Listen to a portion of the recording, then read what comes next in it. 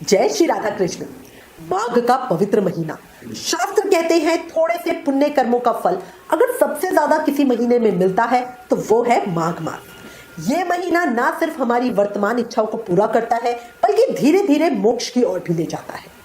माघ स्नान और माघ व्रत आसान नहीं होते, इसे शारीरिक तप कहा गया है। और याद रखिए, तप कर ही सोना खरा बनता है।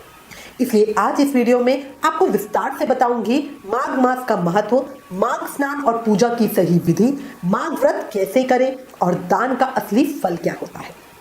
बहुत सारी जानकारी एक ही वीडियो में मिलेगी, इसलिए प्लीज वीडियो अंत तक जरूर देखिएगा ताकि कोई भ्रम ना रह जाए। चैनल पे नए हो तो चैनल सब्सक्राइब करना भूलना नहीं और वीडियो पसंद आए तो लाइक और शेयर जरूर करना। अब चर्चा शुरू करते हैं। बोलो लक्ष्मी नारायण भगवान की जय। हिंदू पंचांग के अनुसार माघ 11वां महीना है। ये महीना बहुत पवित्र, पावन, जल्दी फल देने वाला माना गया है। ग्रंथों में कहा गया है कि माघ मास मन की इच्छाएं पूरी करता है, भगवान को जल्दी प्रसन्न करता है और भक्ति के मार्ग पर स्थिर करता है। इसलिए आप चाहे भौतिक सुख चाहते हो, भक्ति, प्रेम या शांति चाहते हो, तब भी माघ स्नान जरूर करना। माघ मास को माधव मास भी कहा जाता है। भगवान श्री कृष्ण ने अपने नाम से इस महीने को जोड़कर इसका महत्व बहुत अधिक बताया है। महाभारत, स्कंद पुराण, पद्म पुराण और निर्णय सिंधु पुराण सभी में माघ मास को भगवान विष्णु का प्रिय महीना बताया गया है। शास्त्र कहते हैं माघ में किया गया पुण्य कई जन्मों तक फल देता है। यहाँ तक कहा गया है कि सिर्फ 3 दिन का माघ स्नान करने मात्र से ही एक महापापी को मोक्ष की प्राप्ति हुई। इसलिए जो पूरा महीना नहीं कर पाते वो कम से कम 3 दिन तो स्नान जरूर ही करें।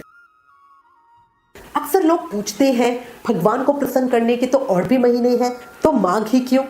देखो, शास्त्रों के अनुसार भगवान विष्णु को वैशाख, कार्तिक और माघ ये 3 महीने सबसे प्रिय हैं। वैशाख तेज गर्मी का समय होता है, कार्तिक त्योहारों का और बदलते मौसम का समय होता है और माघ कड़ाके की ठंड का। माघ में ठंडे पानी से स्नान करना सबसे कठिन होता है और यही कारण है इसे तप कहा गया है। लेकिन यही तप सबसे अधिक फल भी देता है। नारद जी के अनुसार ब्रह्मा जी ने इस महीने को अन्य सभी महीनों में सबसे श्रेष्ठ बताया है। उन्होंने इस महीने को सभी जीवों को मनचाहा फल देने वाला बताया है। नारद जी के अनुसार यह महीना धर्म, यज्ञ, क्रिया और तपस्या का सार है और देवताओं द्वारा पूजित है। महर्षि नारद जी कहते हैं, जिस तरह विद्या में वेद, मंत्रों में ओम, नदियों में गंगा, देवताओं में विष्णु जी, धातुओं में सोना, उसी तरह सभी महीनों में माघ मास सर्वोत्तम है। माघ में स्नान और दान से जाने अनजाने में किए हुए पाप भी नष्ट हो जाते हैं। इस महीने त्रिदेव यानी ब्रह्मा, विष्णु और महेश तीनों की पूजा से विशेष पुण्य फल मिलता है। अक्सर लोग पूछते हैं कि माघ स्नान कैसे करें, तो देखो, माघ स्नान की 4 मुख्य बातें हैं। क्या? पहला है ब्रह्म मुहूर्त में स्नान, दूसरा है पूजा पाठ, तीसरा है अधिक जाप पाठ करना और चौथा है दान। माघ स्नान की शुरुआत पौष पूर्णिमा से होती है और माघ पूर्णिमा पे इसका समापन होता है। ध्यान रखना, माघ स्नान प्रतिपदा से नहीं किया जाता। कई लोग माघ प्रतिपदा से शुरू करते हैं, जो गलत है। माघ पूर्णिमा से ही स्नान शुरू किया जाता है। पद्म पुराण कहता है माघ में प्रातः स्नान अश्वमेध यज्ञ के समान फल देने वाला है। अब मैं आपको थोड़ा डिटेल में बता देती हूँ कि किस तरह से स्नान करना और पूजा विधि क्या है। देखो, सूर्योदय से पहले उठे, नदी, तालाब, सरोवर या तीर्थ में स्नान करें। बाहर जाकर स्नान करना संभव ना हो तो घर में ही गंगा जल मिलाकर स्नान करें। घर में नहाते समय पवित्र नदियों का नाम जपना चाहिए। जब हम पवित्र नदियों का नाम स्मरण करते हुए उनको मन में धारण करके घर पर ही स्नान करते हैं तो हमें गंगा स्नान का फल मिलता है। स्नान के बाद साफ धुले कपड़े पहने। पहले के पहने हुए कपड़े दोबारा पूजा में नहीं पहनने चाहिए, ये शुभ नहीं होता, अशुद्धि देता है। साथ ही काले और नीले कपड़े भी ना पहने। पौष पूर्णिमा को जब पहले दिन स्नान करें तब माघ स्नान का संकल्प लें और भगवान से प्रार्थना करें, हे श्री कृष्ण, हे देवेश्वर, हे श्री माधव, मैं आपकी कृपा पाने और आपकी प्रसन्नता के लिए माघ मास में प्रातः स्नान करूंगी। आप मेरे स्नान को निर्विघ्न पूर्ण कीजिए। ये संकल्प सिर्फ पहले दिन लें। इसके बाद तांबे के लोटे से सूर्य नारायण भगवान को अर्घ्य दें। जल में लाल फूल, कुमकुम और चावल डालें। याद रखिए, सूर्य को दिया हुआ जल जमीन पे बहना नहीं चाहिए, इसलिए नीचे कोई गमला या कोई पात्र रख सकते हैं और बाद में उस जल को, अगर जैसे गमला रखा है तो गमले में चला जाएगा और अगर कोई पात्र रखा है तो पंछियों के जल के लिए भी आप यूज कर सकते हैं।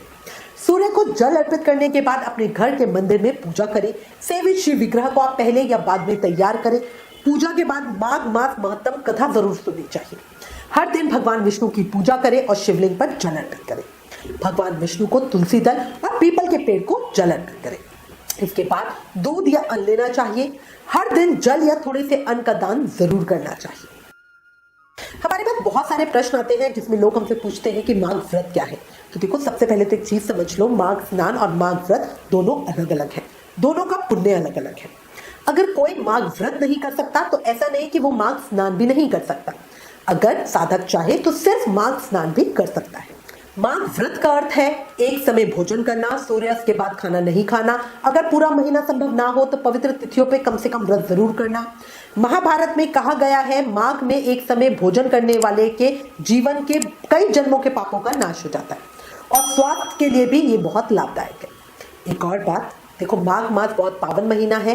इस महीने में कई पवित्र और शुभ तिथियां पड़ती हैं, जैसे सकट चौथ, शर्तिला एकादशी, मौनी अमावस्या, गुप्त नवरात्रे, कुंभ संक्रांति, बसंत पंचमी, भानु सप्तमी, भीमा अष्टमी, जया एकादशी, तिल द्वादशी और माघी पूर्णिमा। है ना, कितने सारे पर्व हैं।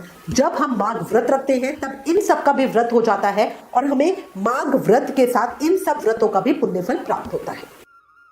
माघ महीने में दिया हुआ दान अक्षय फल प्रदान करता है और मनोकामनाओं को पूरा करने वाला होता है। अब क्या दान करना बहुत अच्छा होता है? ठंड दूर करने वाली चीजें दान करें, जैसे कंबल, रजाई, शॉल, जुराबे, टोपी, ऊनी वस्त्र, मूंगफली, तिल, गज्जक, गुड़ वगैरह। काले तिल शनि दोष शांत करते हैं, गर्म कपड़े राहु दोष शांत करते हैं। और दान देते समय ना हमेशा भाव रखें, ये वस्तुएं ईश्वर की और मैं ईश्वर को ही अर्पित कर रहा हूं। कभी ये भाव मत रखना कि मैं दान कर रहा हूं या मैंने ये चीजें दी। जो भी वस्तुएं दान में दी जाती हैं वो उत्तम कोटि की होनी चाहिए। ऐसा मत करना कि चावल दान करना है तो सबसे घटिया वाला चावल लो। दान कभी भी ऐसे व्यक्ति को नहीं देना चाहिए जो कुपात्र हो। साथ ही इस बात का भी ध्यान रखना चाहिए कि दान कभी भी किसी दबाव में नहीं देना चाहिए। मतलब आप ऐसा प्रेशर मत रखना अपने ऊपर कि मैं इतने रुपए का दान कर रहा हूँ या मैं इतना नहीं कर सकता। नहीं, ऐसे नहीं, उस दान का फल आपको नहीं मिलेगा। ठीक है, कभी आप दिखावे के लिए कर लेते हैं भाई उसने 10,000 दान किए तो मुझे भी 10,000 करने। नहीं, कोई वो नहीं है, आपकी अपनी मर्जी है।